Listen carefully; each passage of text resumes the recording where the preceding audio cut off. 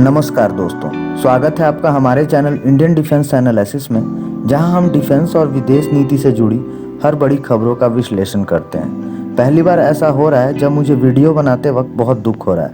आज के इस वीडियो में हम छत्तीसगढ़ में हुए सबसे बड़े नक्सल अटैक के ऊपर बात करेंगे और जानेंगे कि कहां पर चूक हुई है। छत्तीसगढ़ में बीजापुर जिले के तरेरम थाना क्षेत्र में टेकलगुड़ा के जंगल में शनिवार को नक्सलियों से हुई मुठभेड़ में 22 जवान शहीद हो गए हैं। 21 जवानों के शव बरामद कर लिए गए हैं, जबकि बाकी की तलाशी जारी है और सीआरपीएफ का एक जवान माओइस्ट के गिरफ्त में है और उसे वापस लेने के लिए प्रयास किए जा रहे हैं। मुठभेड़ स्थल से दूसरे दिन रविवार को शहीद जवानों के पार्थिव शरीर निकाले गए। बस्तर आईजी सुंदर राज ने बताया कि इस मुठभेड़ में 31 जवान घायल हुए हैं। गंभीर रूप से घायल 13 जवानों को उपचार के लिए वायुसेना के हेलीकॉप्टर से रायपुर ले गया गया है।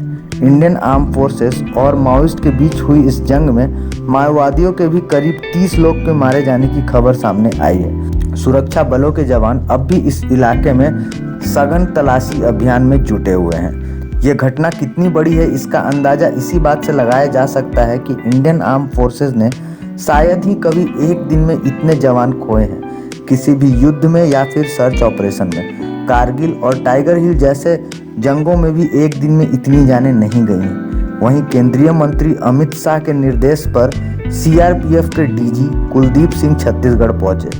उन्होंने पहले रायपुर में घायल जवानों से मुलाकात की और फिर घटना स्थल की ओर रवाना हो गए।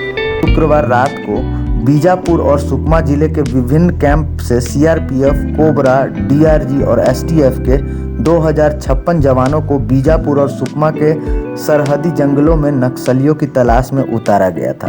शनिवार को जब जवान गश्त से लौट रहे थे, तभी एक टुकड़ी को नक्सलियों ने टेकलगुड़ा गांव के पास एम्बुश में फंसा लिया।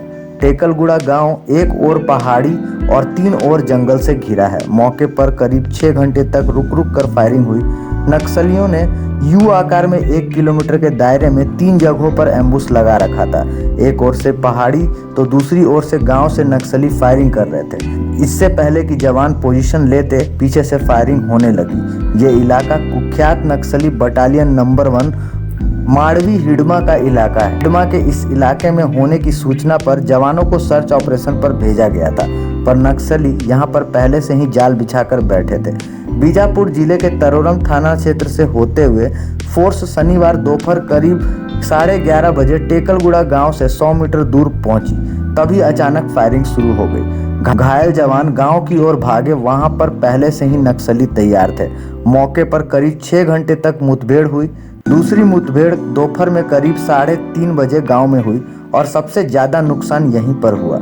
घायल जवानों पर गांव में छिपे नक्सलियों ने नजदीक से गोलियां बरसाई। अचानक हुए इस हमले के लिए जवान तैयार नहीं थे, फिर भी उन्होंने अद्भुत बहादुरी का परिचय दिखाया।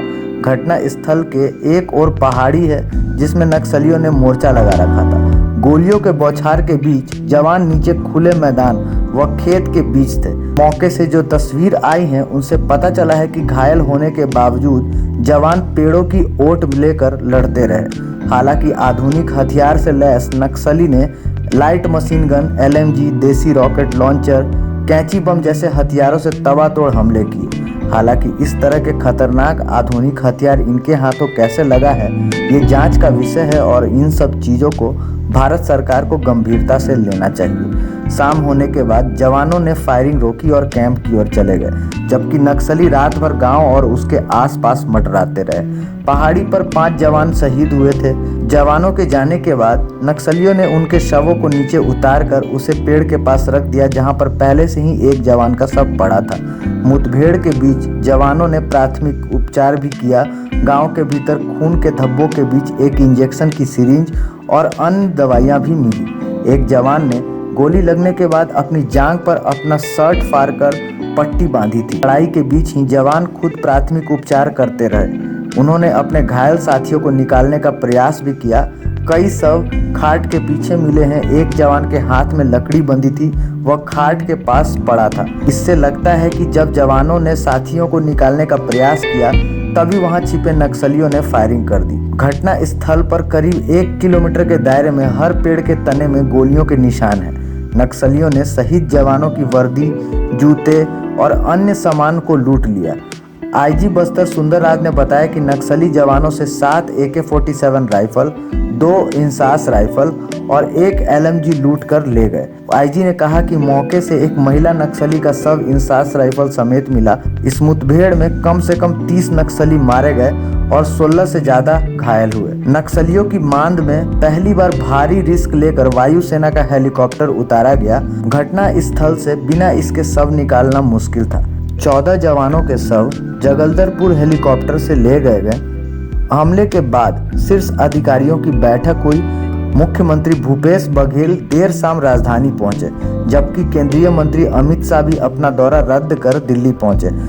प्रधानमंत्री नरेंद्र मोदी ने शहीद जवानों को श्रद्धांजलि देते हुए ट्वीट किया कि उनका बलिदान व्यर्थ नहीं जाएगा।